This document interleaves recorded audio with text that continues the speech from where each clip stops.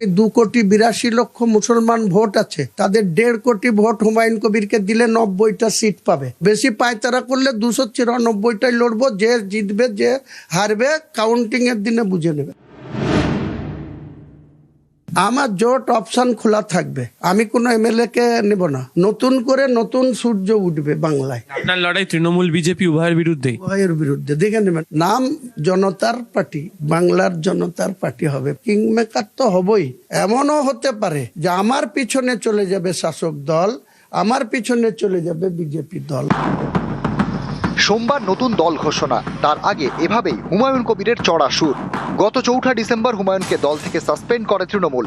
ওই দিনে মুর্শিদাবাদের ভরতপুরের বিধায়ক ঘোষণা করেন 22শে ডিসেম্বর তিনি নতুন দল ঘোষণা করবেন। সেই মতো সোমবার বেলডাঙ্গার খামারুপাড়ায় সভা।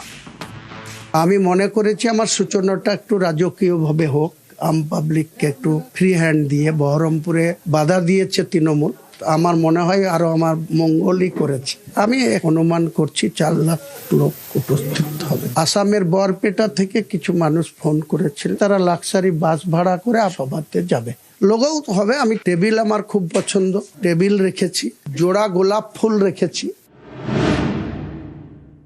নিজেরা তাদের বাপকে নির্বাচিত করবে। বিজেপি শুভেন্দু অধিকারী যদি সংবিধানকে তক্কা না করে আমি হিন্দুদের এমএলএ, আমি হিন্দুদের ভোটে নির্বাচিত, আর মুসলমান যে কটা এমএলএ তৃণমূলের জিতে আসবে বিধানসভায় তাদের চ্যাংদোলা করে রাস্তায় ফেলবো, তা আমি 2,82,00,000 মুসলমান ভোট আছে, তাদের 1.5 কোটি ভোট হুমায়ুন কবিরকে দিলে 90টা সিট পাবে। বেশি পায়তারা করলে 294টাই লড়বো। যে জিতবে যে হারবে কাউন্টিং এর দিনে বুঝে নেবে।